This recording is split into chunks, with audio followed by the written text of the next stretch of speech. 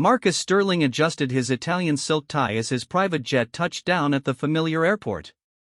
After 3 years of building his empire across Europe and Asia, he was finally coming home.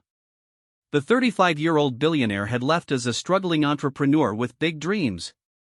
Now he returned as one of the youngest tech moguls in the world, his revolutionary software having changed how people communicated globally. But success had come at a price. Long days, endless meetings, and constant travel had kept him away from everything he once knew. His phone buzzed with congratulations from business partners and invitations to exclusive events, yet Marcus felt strangely empty. Money could buy many things, but it couldn't fill the void where his family used to be. As his black limousine pulled through the gates of his childhood neighborhood, memories flooded back. This wasn't just any return home. This was where he had grown up after losing his parents in a car accident when he was 12. This was where Dorothy Mae Johnson had opened her heart and home to a broken, angry boy who had nowhere else to go. Dorothy wasn't his biological mother, but she had been everything a mother should be. A 60-year-old black woman who worked 2 jobs to support herself, she had somehow found room in her life for Marcus. Her small house on Maple Street had become his sanctuary. Her warm kitchen had been where he did his homework while she cooked dinner. Her gentle wisdom had guided him through his teenage years when the world felt too big and scary to handle alone. The limousine stopped in front of a magnificent mansion that Marcus had purchased 2 years ago as a surprise for Dorothy. He had bought it through lawyers, wanting to remain anonymous until he could present it to her in person. The house was everything she deserved, spacious, elegant, with a beautiful garden and all the modern conveniences she had never been able to afford. Marcus stepped out of the car, his expensive shoes clicking against the stone pathway. He had imagined this moment countless times. He would knock on the door, Dorothy would open it with her usual warm smile, and he would finally be able to repay her for all the love she had given him. He would tell her about his success, about how her belief in him had made it all possible. But, as he approached the front door, something felt wrong. The house looked too perfect, too untouched. The garden, while beautiful, seemed professionally maintained rather than lovingly tended. Dorothy had always been passionate about her flowers, spending hours nurturing her small garden behind her old house. This garden looked like it had never felt a caring hand. Marcus rang the doorbell, his heart pounding with anticipation and nervous energy. Footsteps approached from inside, but they weren't the slow, careful steps he remembered from Dorothy. These were quick, sharp clicks of high heels against marble floors. The door swung open, revealing a woman Marcus barely recognized as his wife. Victoria Sterling stood before him in an expensive designer dress, her blonde hair perfectly styled, her makeup flawless despite it being mid-afternoon on a Tuesday.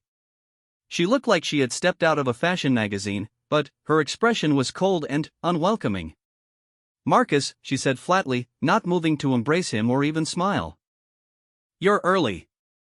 "Victoria," Marcus replied, confused by her distant greeting. They had been married for 5 years, though the last 3 had been spent mostly apart due to his business commitments. He had hoped that his return would mark a new beginning for their relationship. "I wanted to surprise you." "And, Dorothy? Where is she?" Victoria stepped aside reluctantly, allowing him to enter the grand foyer. The house was decorated with expensive art and furniture, everything arranged perfectly as if for a magazine photo shoot. But it felt cold and unwelcoming, nothing like the warm, lived-in feeling that Dorothy's old house had possessed. "Dorothy?"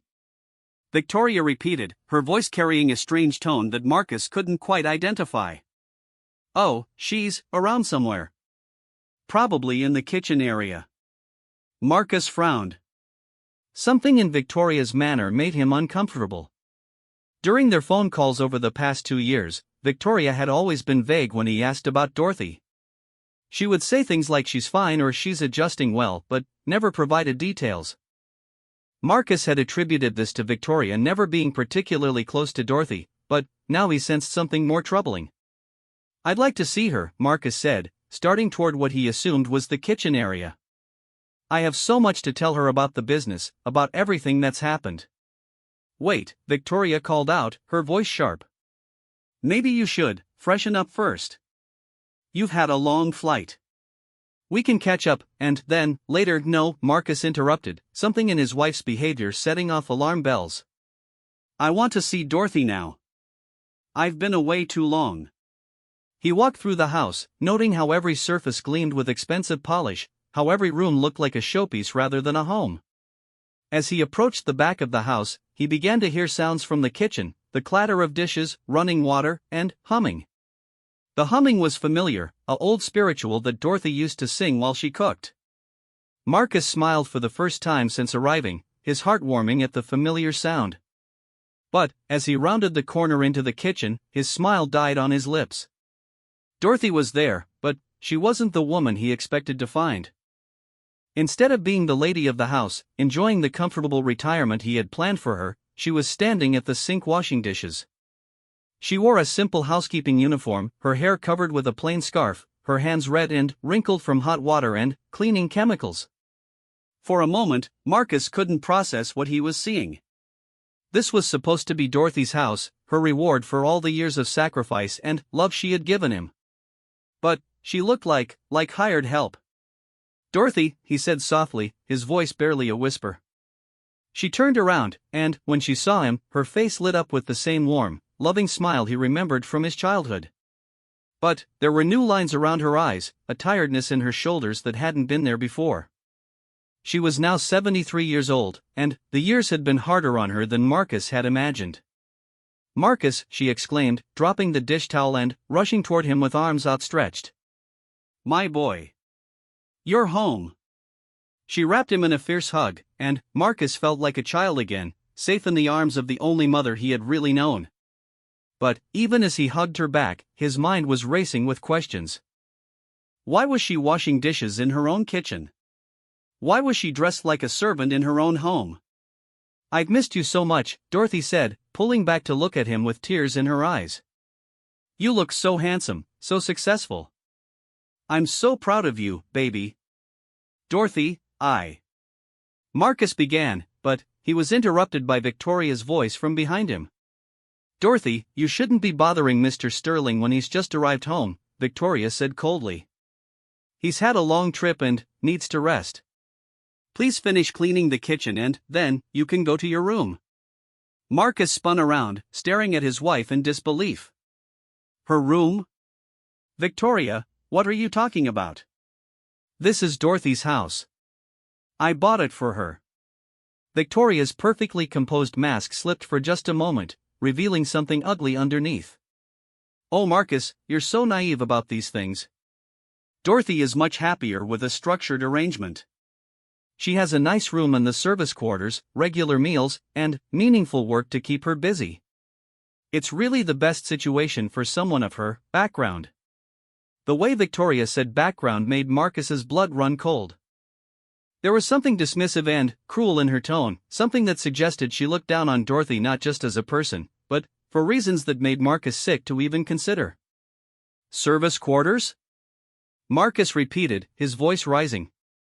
Victoria, this house was supposed to be Dorothy's home.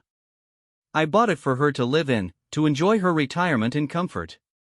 And she is comfortable, Victoria replied smoothly, but Marcus could see the calculation in her eyes. She has everything she needs.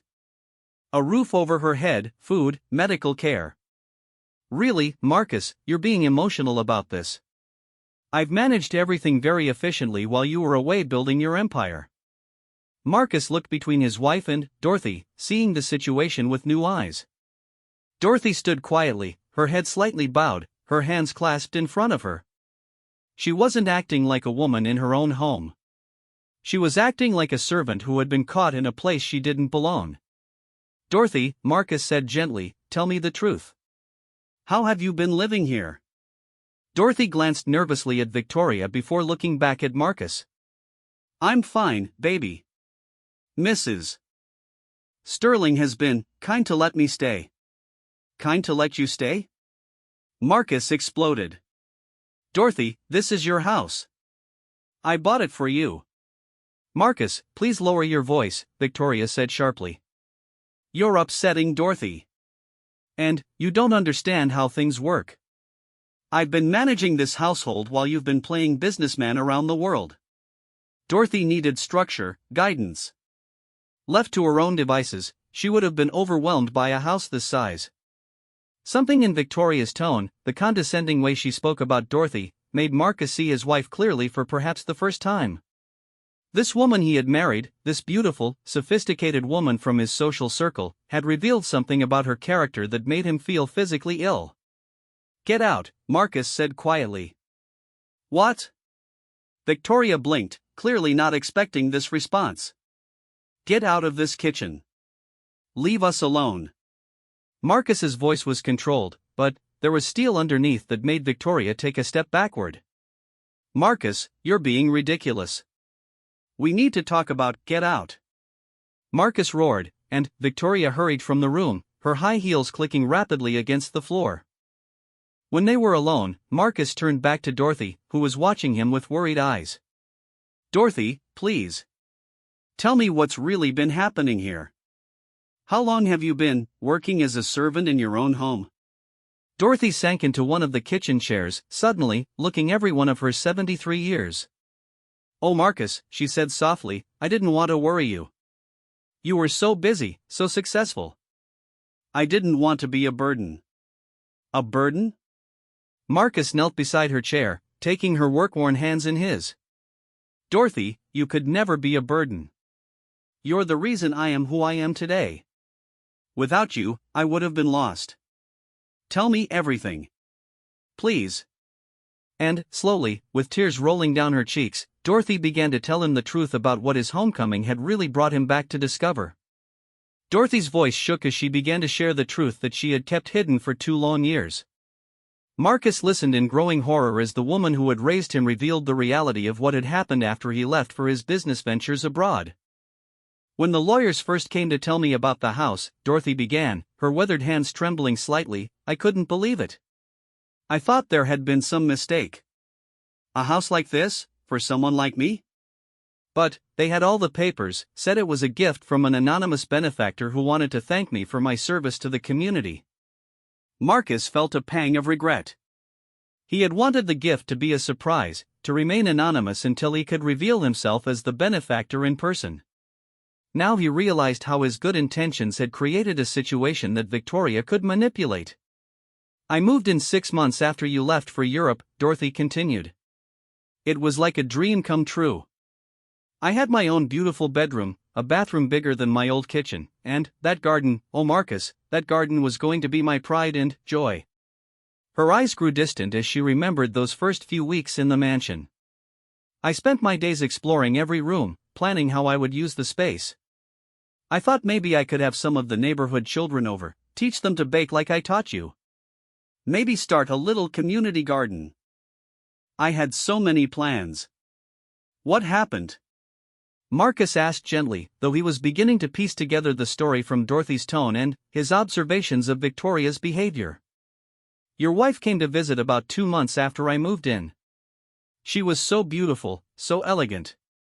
I was excited to finally meet her properly. We had only met briefly at your wedding, and she had been polite but distant then. I thought maybe we could become friends, or at least family." Dorothy paused, wiping her eyes with the back of her hand. "Victoria told me she was concerned about me living alone in such a big house. She said you had asked her to check on me while you were away, to make sure I was managing okay. At first, I was grateful. It had been lonely, and the house was much bigger than anything I was used to." Marcus felt his chest tightening as he anticipated what was coming next. "She started visiting more frequently, bringing suggestions about how to properly maintain a house of this caliber. She said I needed to understand that living here came with certain responsibilities, certain standards that had to be met. She brought in professional cleaners and told me I shouldn't interfere with their work. Then, she started pointing out things I was doing wrong. My cooking was too simple for such an elegant kitchen. My clothes weren't appropriate for receiving the kind of visitors who might come to a house like this. My furniture from my old place looked shabby and out of place." Marcus remembered Dorothy's old furniture, nothing fancy, but each piece carefully chosen and lovingly maintained. Her old rocking chair where she used to sit and read to him. Her grandmother's china cabinet. the kitchen table where they had shared countless meals together. These weren't just pieces of furniture, they were Dorothy's history, her identity. She convinced me to let her store my old furniture in the basement temporarily while she helped me furnish the house appropriately. She brought in an interior designer who chose everything you see now. Beautiful, expensive, but nothing felt like mine. Dorothy's voice grew smaller as she continued. Gradually, Victoria's visits became longer. She would stay for days at a time, managing the household, dealing with delivery people and service providers. She said it was too much for me to handle, that I didn't understand how to deal with people of quality. The racial undertones in Victoria's behavior were becoming clearer to Marcus, and he felt sick. He had never seen this side of his wife before, but then, again, he realized with growing shame, he had never really put her in a position where her true character would be revealed. Then, about 18 months ago, Victoria told me that you were having financial difficulties with your business. She showed me official-looking documents that said the house might have to be sold unless alternative arrangements could be made. Marcus's hands clenched into fists. Dorothy, that was never true. My business has been successful from the very beginning. Those documents were fake. I know that now, baby, Dorothy said sadly. But, at the time, I was so worried about you. Victoria said there was a way to save the house and help you at the same time. She said wealthy people sometimes needed to restructure their assets for tax purposes, and that if I agreed to let her take legal ownership of the house temporarily, it would protect you from your creditors. She had me sign papers that I thought were temporary guardianship documents. She explained that I would continue living in the house, but that on paper, I would be employed as a housekeeper and caretaker. She said it was just a legal fiction to protect the property, and that when your financial troubles were resolved, everything would go back to normal. Marcus felt like he might be sick. The sophistication of Victoria's manipulation was breathtaking in its cruelty. She had preyed on Dorothy's love for him, her trust, her unfamiliarity with legal documents, and her desire to help. But things didn't go back to normal, Dorothy continued. Once the papers were signed, Victoria's attitude changed completely. She told me that as the legal owner of the house, she had certain standards to maintain. She moved into the master bedroom and I was relocated to a small room in what used to be the servants' quarters. She brought in new household rules. I was to wear the uniform she provided. I was to address her as Mrs. Sterling at all times. I was not to use the main living areas when she or her guests were present. My meals were to be taken in the kitchen, and I was expected to maintain the house to her exacting standards. Marcus was shaking with rage, but he forced himself to stay calm for Dorothy's sake. Why didn't you call me? Why didn't you tell me what was happening? Dorothy looked at him with the infinite sadness of someone who had experienced a lifetime of discrimination and diminished expectations. Baby, Victoria showed me newspaper articles about your success, pictures of you at fancy parties and business meetings. You were living in a world I could never understand, achieving things I had always dreamed you would achieve. She told me that you had grown beyond your humble beginnings, that you needed to be surrounded by people who could match your new status. She said that if you knew I was having trouble adjusting to my new circumstances, it would distract you from your important work. But, more than that, Dorothy's voice dropped to a whisper, she made me believe that this was what I deserved. She had ways of making me feel small, of reminding me that I was just an old black woman who had gotten above her station. She never said it directly, but the message was clear in everything she did. Marcus felt tears burning his eyes as he understood the psychological warfare Victoria had waged against the woman who had been more of a mother to him than anyone else in the world. Dorothy, none of that is true. None of it. You are the most important person in my life. You raised me, you believed in me when no one else did. You deserve everything good in this world. I know that now, seeing you here, seeing how you look at me, Dorothy said, reaching up to touch his face. But, living it day after day, being reminded constantly that I was staff, not family, it wears on you. It changes how you see yourself. Tell me about your daily life here, Marcus said, his voice tight with controlled anger. I need to know everything. Dorothy sighed deeply. I wake up at 5:30 every morning to prepare breakfast for Victoria and any guests she might have. Usually it's catered affairs now. She says my cooking isn't sophisticated enough for her entertaining needs. But I still do the basic meal preparation, the cleaning up afterward. I clean the house from top to bottom twice a week, with daily maintenance cleaning in between. The professional service comes once a month for deep cleaning, but Victoria says it's my job to maintain their standards daily. I do the laundry, iron her clothes, manage the household supplies. What about your own time? Your own life? Marcus asked. I'm allowed 2 hours of personal time each afternoon, provided all my duties are completed and Victoria doesn't have guests. Usually I spend that time in the garden, but I'm only allowed to tend the areas that aren't visible from the main windows. Victoria had the landscape designers create the showcase areas that guests see. Marcus thought about the beautiful but sterile garden he had noticed when he arrived. Dorothy's touch was missing from the areas that mattered most to her. I have Thursday afternoons off, from 2 to 6 p.m., to run personal errands or attend church. Victoria drives me to and from wherever I need to go, saying it's for insurance purposes since I'm not covered to drive the household vehicles. The level of control was staggering. Victoria had systematically isolated Dorothy from any independence, any dignity, any connection to the outside world that might have given her perspective on how abnormal her situation had become. What about money? Are you getting paid for this work? Dorothy looked embarrassed. Victoria says my salary goes toward household expenses, my room, meals, medical insurance. She gives me $50 a week for personal expenses, but she has to approve any purchases over $20.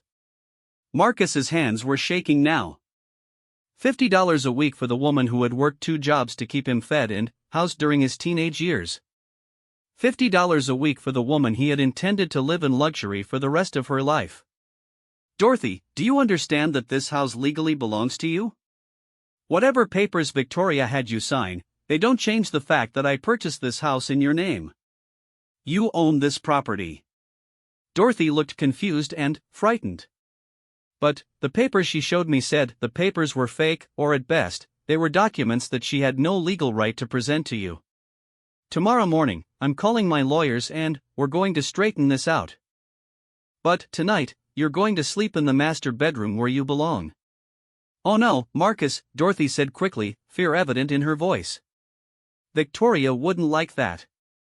She has very strict rules about. Victoria doesn't make the rules here, Marcus said firmly. You do. This is your house, Dorothy. Not hers. Yours. As if summoned by their conversation, the sound of high heels on marble announced Victoria's return to the kitchen. She appeared in the doorway, having clearly taken time to refresh her makeup and compose herself. Marcus, I think there's been enough dramatics for one evening, she said with forced lightness. Why don't we let Dorothy finish her work while we go upstairs and talk privately? I'm sure once I explain the situation properly, you'll understand that everything I've done has been in everyone's best interests. Marcus stood up slowly, his eyes never leaving his wife's face. When he spoke, his voice was calm but filled with a cold fury that made Victoria take an involuntary step backward. The only conversation we're going to have tonight, Victoria, is the one where you explain to me how you thought it was acceptable to turn the woman who raised me into a servant in her own home. And that conversation is going to happen right here, right now, in front of Dorothy. Because unlike you, Marcus continued, his voice growing stronger, I don't have any secrets from the woman who gave me everything when I had nothing. So start talking. And start with the truth. The mask was finally coming off, and Marcus was about to discover just how far his wife had been willing to go to transform kindness into cruelty, and love into something that would make him question everything he thought he knew about the woman he had married. Victoria's carefully composed facade began to crack under Marcus's intense stare. For the first time since his return, she seemed to realize that her husband wasn't going to be easily manipulated or distracted from the truth. She glanced between Marcus and Dorothy, calculating her next move. Marcus, you're being incredibly naive, Victoria finally said, her voice taking on a condescending tone. You've been living in a bubble of boardrooms and luxury hotels. You don't understand the practical realities of managing a household like this. Then, educate me, Marcus replied coldly. Explain to me how practical realities justified turning Dorothy into a servant. Victoria moved further into the kitchen, her designer dress and perfect makeup a stark contrast to Dorothy in her simple uniform. When you left Dorothy in charge of this house, you created an impossible situation. She had no experience managing a property of this value, no understanding of the social obligations that come with a residence in this neighborhood. Social obligations? Marcus repeated. Yes, social obligations, Victoria snapped, her patience clearly wearing thin. This house isn't just a building, Marcus. It's a statement about who we are, about our place in society. The kind of people we need to associate with, the kind of entertaining we need to do to maintain your business relationships, none of that was possible with Dorothy playing house here. Dorothy flinched as if she had been physically struck, and Marcus felt his anger reach a boiling point. But he forced himself to stay calm, to let Victoria continue revealing her true nature. Within weeks of moving in, Dorothy was already creating problems, Victoria continued, seemingly oblivious to the impact of her words. She invited that woman from her old neighborhood, some church friend, over for tea. Can you imagine? This woman showed up in a 15-year-old car, wearing a dress from Walmart, sitting in our formal living room commenting on the fancy furniture. Our living room? Marcus asked quietly. You know what I mean, Victoria said dismissively. The point is, Dorothy had no sense of boundaries. She was treating this place like some kind of community center. She wanted to host a church bake sale fundraiser here, Marcus. A bake sale. In a house worth $12 million. Marcus remembered Dorothy's love for community events, how she had always been the first to volunteer for church activities, how she had organized neighborhood gatherings in her small home. Those weren't character flaws, they were the qualities that made her special. So you decided to put her in her place, Marcus said. I decided to create structure, Victoria corrected. Dorothy needed guidance about appropriate behavior for someone in her position. I helped her understand that this house came with responsibilities, with standards that needed to be maintained. By making her a servant. By giving her a role that suited her capabilities, Victoria shot back, and, there it was, the ugly truth finally, spoken aloud. Marcus, be honest with yourself. Dorothy is a lovely woman, I'm sure, but she's not equipped for the lifestyle you've achieved. She's more comfortable in a service role anyway. It's what she knows, what she's good at. Dorothy had been sitting quietly during this exchange, but now she spoke up, her voice barely a whisper. I worked as a housekeeper for 40 years before I retired, Victoria. But I was never anyone's servant. There's a difference.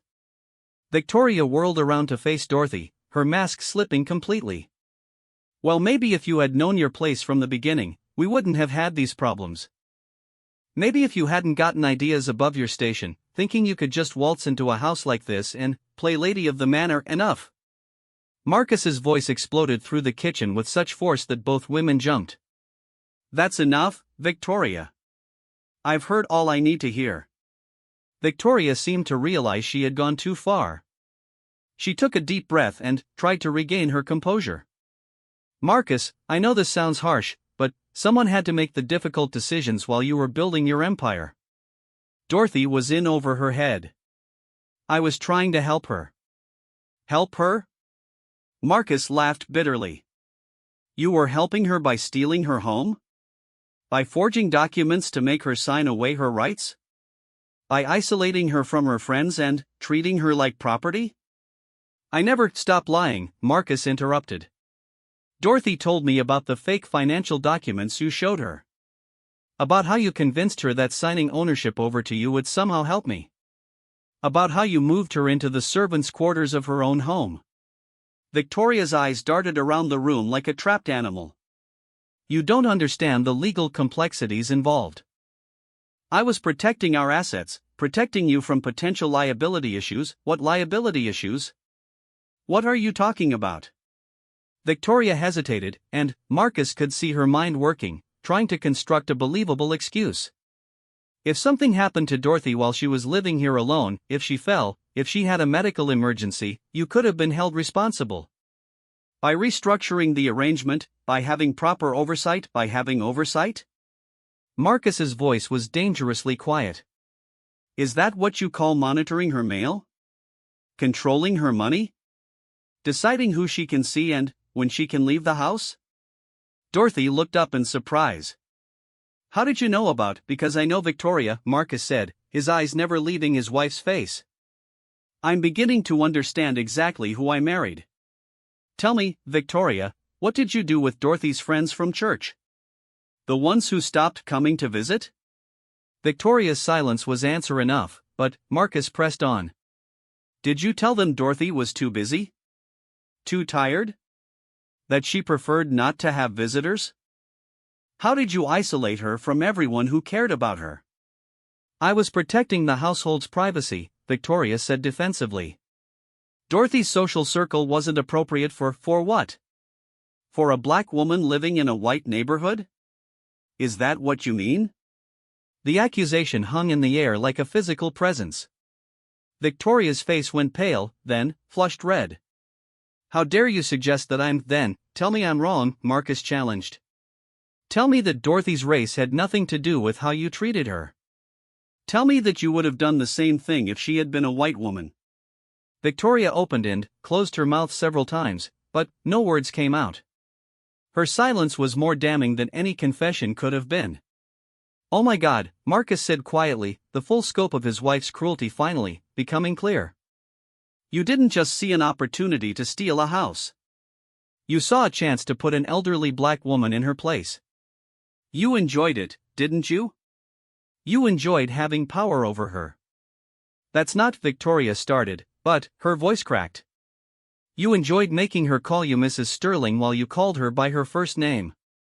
You enjoyed making her wear a uniform while you dressed in designer clothes. You enjoyed having her serve you meals while you ate in the dining room and she ate in the kitchen.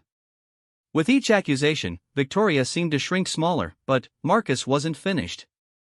You enjoyed proving to yourself that no matter how much money I made, no matter how successful I became, the woman who raised me was still just a servant in your eyes. Stop it, Victoria whispered, but there was no real denial in her voice. And the worst part, Marcus continued, his voice filled with disgust, is that you convinced Dorothy she deserved it. You made her believe that she was lucky to be here, that she should be grateful for your cruelty. Dorothy reached out and touched Marcus's arm gently. Baby, it's okay. I survived. I'm still here.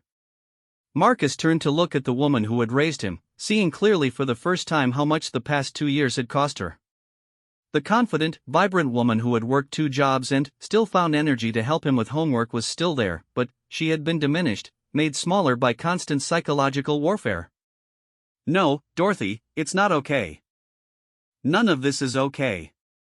He turned back to Victoria, who was now crying, though whether from genuine remorse or fear of consequences, Marcus couldn't tell. I want you to pack your things, he said quietly. Tonight. I want you out of this house. Marcus, please, Victoria said, her voice suddenly desperate. We can work this out. I know I made mistakes, but we can fix this. Think about what a divorce would do to your reputation, to your business relationships. Think about the scandal. I'm thinking about it, Marcus replied. And, you know what I realize? I don't care. I'd rather be known as a man who divorced a woman for being cruel than as a man who stayed married to someone who could treat Dorothy this way. But, our life together, our future, we don't have a future, Victoria. We never did. Because I'm learning that I never really knew who you were. Victoria looked around the kitchen desperately, as if searching for some argument that might save her. Her eyes fell on Dorothy, and, for a moment, Marcus thought she might actually apologize, might show some genuine remorse for what she had done. Instead, her face hardened with a kind of vicious desperation. Fine, she said, her voice turning cold again. Throw away your marriage for her. But, don't think this is over, Marcus. You might be rich, but you're still just a poor boy who was raised by the help. And, eventually, people will see you for what you really are. The slur hit its mark, and Marcus felt something cold and final settle in his chest. Any doubt he might have had about his decision vanished completely. You're right about one thing, Victoria, he said calmly. People will see me for what I really are. Dorothy's son. And I couldn't be more proud of that. Victoria stared at him for a long moment, seemed to realize she had lost completely, then turned and stalked out of the kitchen without another word. As her footsteps faded away, Marcus sank into the chair next to Dorothy, suddenly feeling exhausted. The woman who had raised him reached over and took his hand in both of hers. I'm sorry you had to see that side of her, Dorothy said softly. I know you loved her. Marcus looked at the woman who had given him everything, who had been treated like nothing by the person who was supposed to share his life, and realized that he was about to learn something new about himself, and about what really mattered when everything else was stripped away. Marcus sat in the quiet kitchen, holding Dorothy's withered hands in his own, listening to the sounds of Victoria's angry packing echoing from upstairs. Every slamming drawer and closet door felt like a weight lifting from his shoulders, but he couldn't shake the guilt that settled heavily in his chest. I'm so sorry, Dorothy, he said quietly.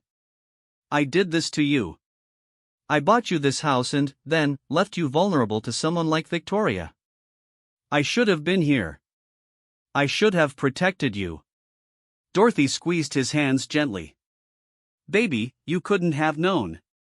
You were building something beautiful, something I always knew you were capable of. I wouldn't change that.